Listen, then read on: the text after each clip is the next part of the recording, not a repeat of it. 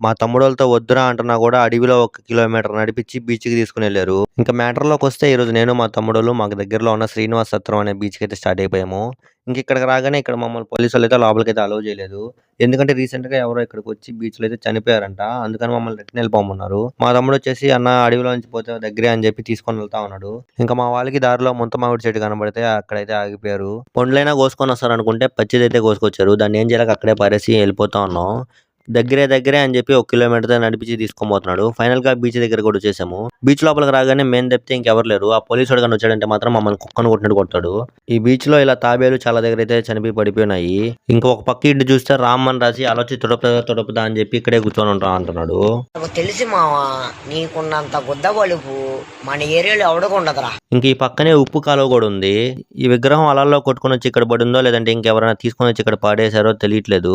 ఈ బోర్డు చూస్తే సగానికి సగం ఇసుకలో బూడిపోయి అయితే ఉంది.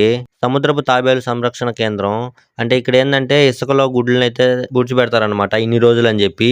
అన్ని రోజుల తర్వాత మళ్ళీ వచ్చి పిల్లలు అయితే పిగులుంటాయి. వీటిని అయితే తీసుకొని వచ్చి సముద్రంలో అయితే వదిలేస్తారు. ఇంకా మీరు అలా సైలెంట్ గా వెళ్ళిపోకుండా యూట్యూబ్ లో చూసేవాళ్ళు సబ్స్క్రైబ్ చేసుకొని, ఇన్స్టాలో చూసేవాళ్ళు ఫాలో చేసుకొని వెళ్ళండి.